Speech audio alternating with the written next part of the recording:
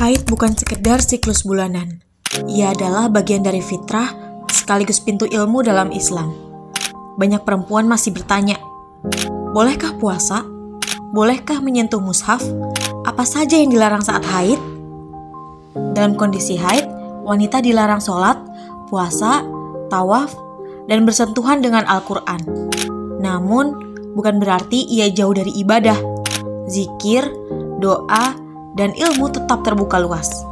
Dalam Islam sudah memberikan panduan lengkap, durasi maksimal haid, cara membedakan haid dan istihadah, hingga solusi ketika haid datang saat haji atau puasa Ramadan. Dengan ilmu kita bisa membedakan mana batas syar'i dan mana sekedar mitos. Bicara haid bukan aib. Bicara haid adalah bicara ilmu.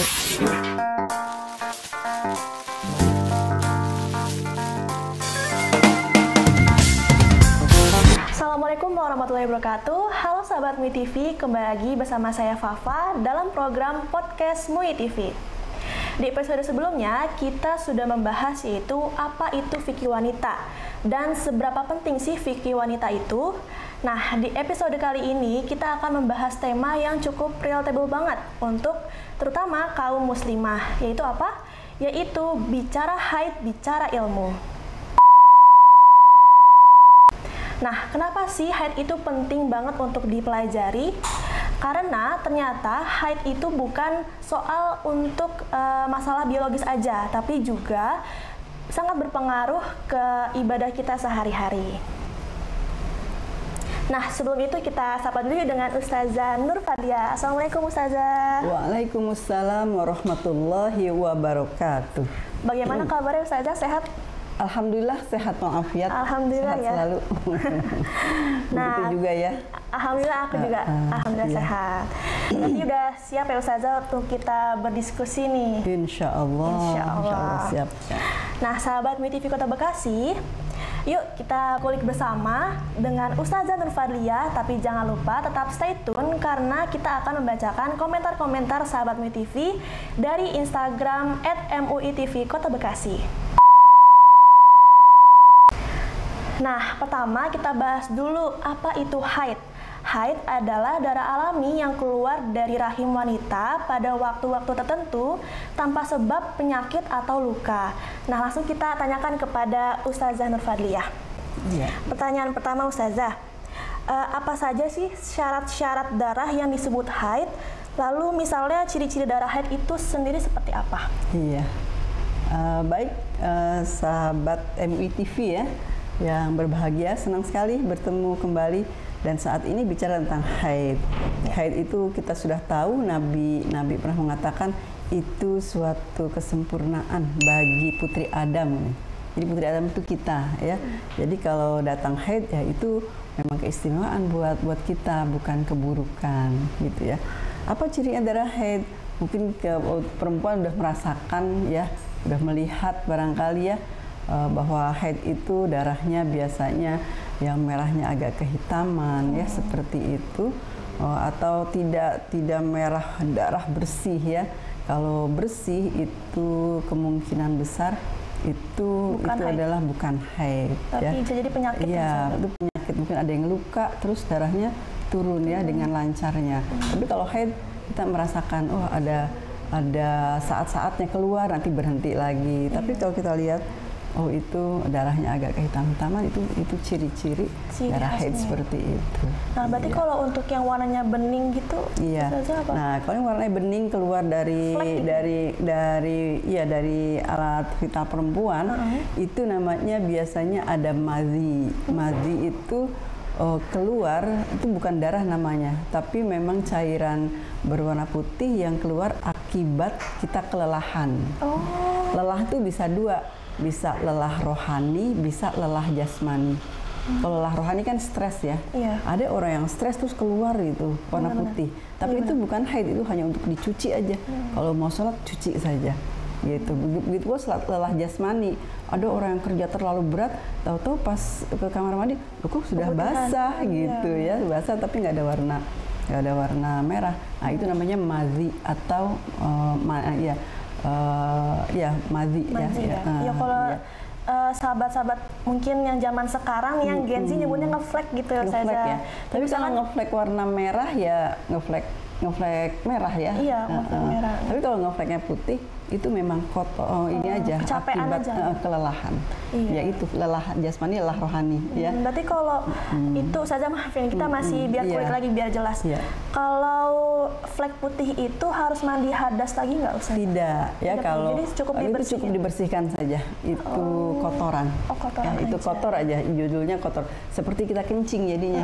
Kan kalau kencing kita cukup dicuci saja. Oh, gitu. Ya, cukup cuci saja. Ya. Oke, nah pertanyaan selanjutnya Ustazah, apa sih dampak haid terhadap ibadah? Contohnya seperti sholat, puasa, membaca Al-Quran, terus juga berhubungan suami istri itu seperti Iya, apa? baik. Itu keseharian kita ya, itu Iya. keseharian kita. Pasti sudah kita ketahui bersama. Apa yang tidak bolehkan bagi orang yang haid? Nomor satu adalah sholat. Walaupun kita rajin kayak apa, kalau datang haid maka sholatnya stop. Ya, kita baru boleh sholat lagi kalau sudah mandi. Kalau sudah mandi hadas besar ya, istilah itu mandi junub gitu ya. Iya. Dan kalau yang sedang pergi haji ini berarti yang sama dengan sholat adalah tawaf ya. Dia Tawaf. nggak boleh tawaf ya. Oh, nggak boleh? Iya, dia nggak boleh tawaf. Jadi kalau mau tawaf ya tunggu dulu nanti mandi. Iya, mandi besar istilahnya ya, mandi dulu. Setelah itu barulah kita suci, status kita boleh sholat ya, kita boleh tawaf. Dan untuk orang yang tidak sholat, itu seperti sudah ditanyakan dulu ya, orang yang tidak sholat tidak wajib mengqodoknya gitu ya, sudah dibicarakan ya. Nah kemudian tentang puasa, baru puasa itu memang orang yang haid tidak boleh puasa. Nah, puasa itulah yang walaupun kita sudah meninggalkan puasa di waktu puasa wajib ya, puasa Ramadan. wajib tidak sama dengan meninggalkan sholat. Ya, kalau puasa itu oleh Nabi tidak diperintahkan untuk mengqodoknya. Kalau sholat tidak diperintah untuk mengqodoknya, tapi kalau puasa kita harus hati-hati hitung berapa puasa yang kita tinggalkan lalu kita qodok. Nah berikutnya lagi mungkin yang memang tidak ada ini ya, tidak ada perbantahan istilahnya ya. Yang tidak boleh itu berkait dengan hubungan suami istri. Memang hubungan suami istri ketika haid itu dilarang. Larangan itu ada dalam Al-Quran. Jadi jauhilah perempuan-perempuan yang sedang haid gitu, disuruh. Ketika Allah menyuruh jauhi, artinya itu larangan. Kalau Allah bilang larangan, ya udah larangan, dilarang gitu. Lalu apa sih, kenapa sampai seperti itu? Tentunya kalau ahli kesehatan tahu ya, ketika laki-laki dan perempuan dalam keadaan haid dia berhubungan, itu ada kemungkinan timbul penyakit yang mungkin ada dari darah itu kotor ya. Dari darah itu ketika menempel di alat vitalnya seorang laki-laki, itu bisa saja masukkan ke salurannya, ke saluran alat vital laki-laki ya. Jadi laki-lakinya kena penyakit. Iya, ketika dia melakukan hubungan seksual, mungkin saja darah itu yang di dalamnya ada bakteri akan masuk ke alat vital laki-laki, lalu menimbulkan penyakit. Nah, Nabi tidak ingin ya laki-laki itu menjadi tidak sehat, karena itu kalau sampai kena penyakit itu, kemungkinannya laki-laki itu mungkin ya gejalanya bisa akhirnya dia lemas gitu ya. Akhirnya kalau tidak sehat, tidak bisa lagi dia ujung-ujungnya ya berhubungan dengan perempuan. Kalau sampai terjadi ada bakteri yang masuknya. Kalaupun tidak ada bakteri yang masuk, itu adalah sebuah kegiatan yang memang dilarang oleh Allah. Jadi Allah itu sangat menjaga. Tunggu deh sampai istrimu itu suci. Nah ini menarik juga nih Ustazah. Kalau misalkan si istri ini udah bersih, tapi kondisinya belum mandi wajib. Iya. Nah itu gimana? Iya. Apakah udah boleh atau harus mandi wajib dulu saja? Emang ada dua pendapat. Pendapat yang pertama yang paling kuat bahwa seorang suami boleh mendatangi istrinya kalau istrinya sudah statusnya bersih. Makanya istri kalau emang udah nggak ada darah langsung aja mandi. Oh iya, gitu. jangan menunda ya. Iya, nggak usah menunda. Sore kayak pagi kayak jangan bilang besok pagi aja, jangan sekarang. Ntar kalau males. Males. Ntar kalau udah mandi kan harus sholat. Jadi udah males sholat dan bahkan menghalangi suaminya datang ya. Betul. Aku masih lampu merah bilangnya gitu ya. Padahal sudah kering, udah langsung mandi saja. Nah, ketika sudah mandi, berarti statusnya udah bersih. Suami boleh mendatanginya. Nah, terus Ustazah, bagaimana sih hukumnya kalau kita sedang haid nih, tapi kita berdiri di dalam masjid, itu boleh nggak sih Ustazah? Iya. Nah, ada di Al-Quran ya, surah An-Nisa tuh, wala taqrabus shalah wa antum sukara. Jangan kamu deketin masjid kamu itu dalam keadaan mabuk ya, itu berarti orang laki-laki kebanyakan itu. Betul. Kemudian dilanjutkan hatta ta'lamu ma taqulun, sampai kamu ngerti apa yang lagi kamu omongkan. Orang mabuk kan nggak ngerti ngomong apa ya. Terus yang selanjutnya itu berkait dengan junub, wala junuban illa abiris sabil katanya, illa abiris sabil hatta taghtasilu, dan juga tidak boleh tinggal di masjid orang-orang yang masih statusnya junub kecuali lewat saja. Berarti kalau lewat masih boleh? Masih boleh. Masuk ke dalam masjid, maksudnya lewat ya. Iya. Lewat saja boleh. Tapi kalau untuk iktikaf, daripada di rumah nggak ngapa-ngapain, kan di masjid bisa kita zikir. Zikir kan ada dilarang. Oh nggak boleh. Udah zikir di rumah sama aja. Itu kan namanya kepatuhan ya. Iya, betul. Patuh dengan perintah Allah. Kalau berdiri mau dengerin orang ceramah, kita mesti agak menjaga kondisi kita. Jangan sampai kan takutnya ada istilah anak itu bocor gitu ya. Iya, benar. Iya, ada bocor. istilah bocor kan nanti mengotori masjid ya. Itu najis. Jadi masjidnya tidak suci. Yang paling kuat itu kita hanya boleh selewatan saja ya ke masjid itu. Boleh kita mau ngambil sesuatu ya, bukan saya lagi nggak suci nih nggak mau. boleh ambil sesuatu atau menyampaikan sesuatu ke keluarga ya boleh. Tapi kalau ikut serta iktikaf di sana itu tidak boleh. Dan kalau mau duduk di masjid itu sebentar saja, itu yang penting jangan sampai bocor, akhirnya mengotori masjid. Ya. Nah, aku juga penasaran nih Ustazah, kan sempat kalau dengar-dengar gitu kalau kita lagi haid itu nggak boleh potong kuku, sama nggak boleh nyisir rambut, nggak boleh potong rambut, terus kayak rambutnya harus dikumpulin dulu. Nah itu gimana Ustazah? Sebenarnya benar nggak sih? Prinsipnya begini, bahwa seluruh badan kita itu ketika haid kita namanya dalam keadaan junub. Ketika dalam keadaan junub maka kita harus dibersihkan dulu biar suci semuanya gitu ya. Terus bagaimana dengan memotong kuku? Kalau dengan sengaja itu seharus dihindari. Tapi kalau rambut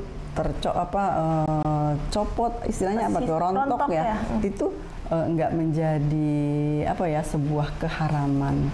Kita harus tetap bersih, kita harus tetap rapi gitu. Tapi kalau mau potong rambut lebih baik dihindari. Tapi kalau tidak sengaja hilang, ya sudah nggak apa-apa. Apalagi misalnya orang yang sedang junub, belum sempat mandi, kecelakaan, kakinya itu sampai terpotong nggak ketemu, kan itu bukan berarti dosa tuh. Enggak kan, yang hilang itu tidak masuk dalam hukum ya. Seperti kita rontok kan hilang tuh kemana-mana. Ya udah. Berarti nggak, jadi kan rata-rata kan orang kalau misalkan rontok dikumpulin terus dicuci gitu, berarti nggak perlu ya? Itu udah alami ya. Itu udah alami, itu nggak masuk. Yang masuk itu yang ada dalam tubuh ini harus kita sucikan semua. Kalau yang hilang ya sudah nggak apa-apa. Intinya sih seperti itu ya.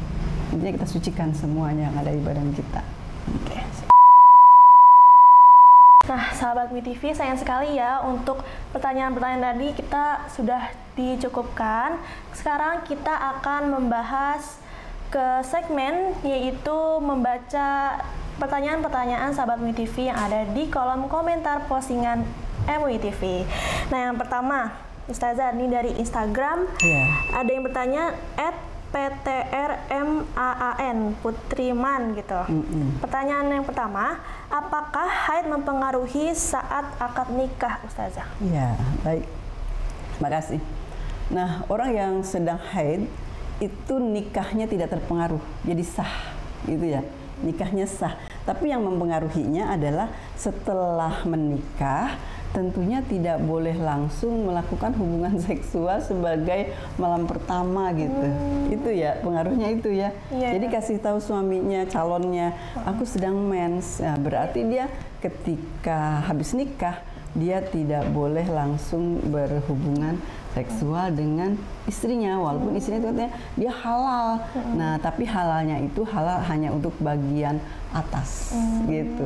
Dia boleh bercumbu ya dengan istrinya, tapi jangan keterusan gitu, jangan keterusan sampai karena apa ya, sudah menggebu-gebu sekali, nggak sabaran, akhirnya terjadi hubungan seksual pada istrinya yang baru dinikah itu sedang haid. Itahan aja dulu. Jadi memang perlu kesabaran juga.